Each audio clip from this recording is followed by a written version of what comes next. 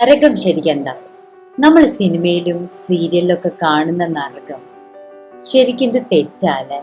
അവിടെ ഒരുപാട് തീ കത്തുന്നു, ആൾക്കാരെ ടോർച്ചർ ചെയ്യുന്നു, ചില ആൾക്കാരുടെ മേത്ത് പുഴുക്കളുണ്ട്. അങ്ങനത്തെ ഒക്കെ ഒരു ഇമേജാണ് നമ്മളെ നരകം എന്ന് പറയുന്നത് കാണിക്കുന്നത്. പക്ഷെ ശരിക്കും ഹിന്ദു ഫിലോസഫിയിൽ ബാക്കി വെസ്റ്റേൺ കൾച്ചർ പോലെ ഒരു നരകം, ഒരു ഹെൽ എന്നുള്ളൊരു കോൺസെപ്റ്റ് ഇല്ല. ഗരുഡ പുരാണിലാണ് ഏറ്റവും കൂടുതൽ ഇതിനെ പറ്റി ഡീറ്റെയിൽസ് പറഞ്ഞിട്ടുള്ളത്.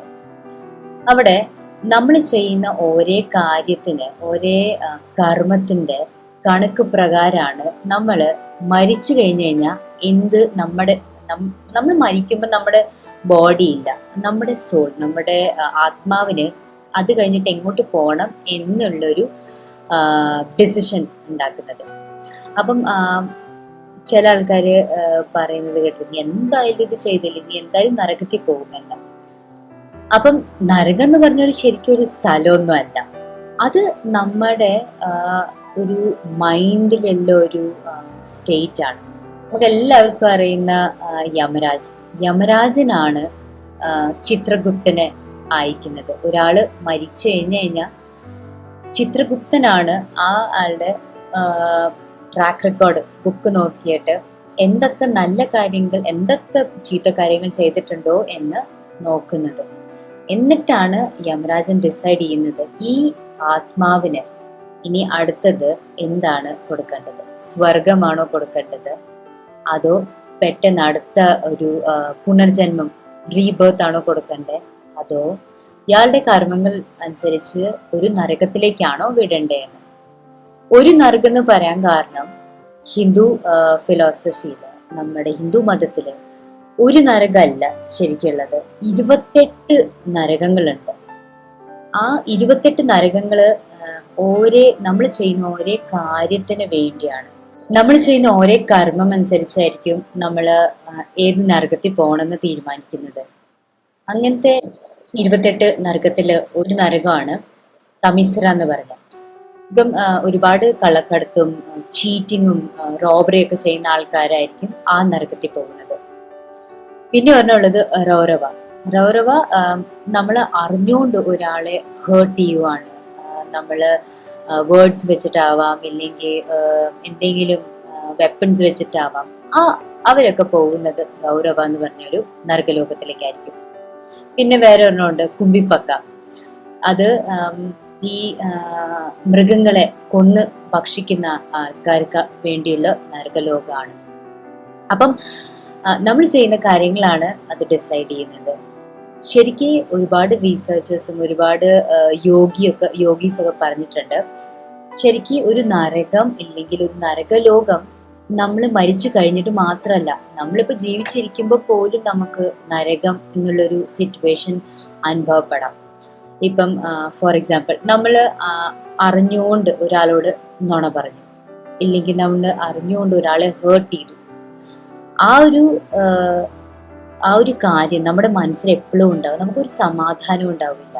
ആ ഒരു മെന്റൽ സ്റ്റേറ്റ് ആണ് ശരിക്കും ഒരു മെന്റൽ നരകലോകം. അപ്പം ശരിക്കും യമരാജനൊന്നും ഒരു വില്ലനല്ല. നമ്മളിപ്പം സീരിയലിലൊക്കെ കാണുന്ന പോലെ യമരാജൻ വന്നു ഇയാളെ കൊണ്ടുപോകാൻ വേണ്ടി, അങ്ങനെയല്ല കാര്യം.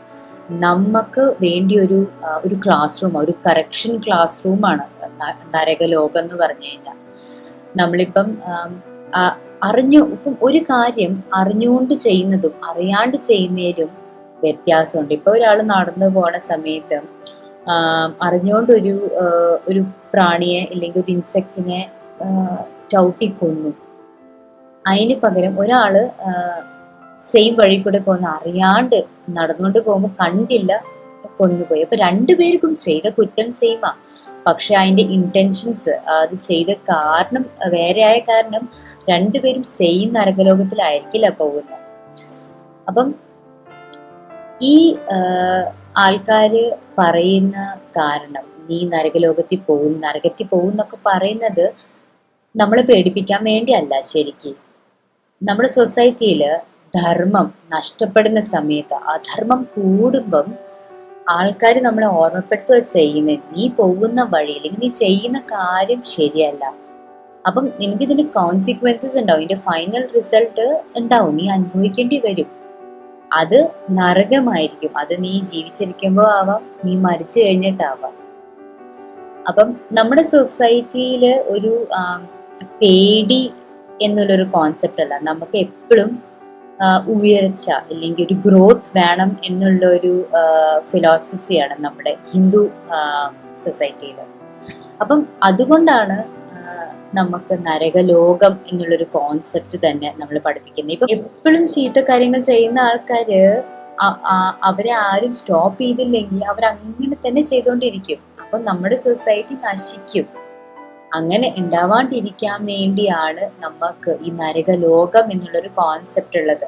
നമ്മളെപ്പോഴും പ്രാർത്ഥിക്കുമ്പം നമ്മളെ കൊണ്ട് പറ്റുന്ന നല്ല കാര്യങ്ങൾ ചെയ്യാം. നമ്മൾ അറിയാണ്ട് ചെയ്തു പോയ എന്തെങ്കിലും തെറ്റുകൾ ഉണ്ടെങ്കിൽ അതിന് നമ്മൾ മാപ്പ് ചോദിക്കുക. നമ്മൾ ഇനി ചെയ്യാൻ പോകുന്ന കാര്യങ്ങൾ നന്നായിട്ട് നമ്മൾ ചെയ്യാൻ പോകുന്ന കാര്യങ്ങൾ ആരെയും വിഷമിപ്പിക്കാതെ ആരെയും ഹേർട്ട് ചെയ്യാണ്ട് ചെയ്യാൻ പൂർണ്ണമായി ശ്രമിക്കുക. അപ്പം ഇന്നത്തെ വീഡിയോ എല്ലാവർക്കും ഇഷ്ടപ്പെട്ടു എന്ന് വിശ്വസിക്കുന്നു. നിങ്ങൾ ആദ്യമായിട്ടാണ് ഈ ചാനൽ വരുന്നതെങ്കിൽ സബ്സ്ക്രൈബ് ചെയ്യാൻ മറക്കരുത്. Thank you, by.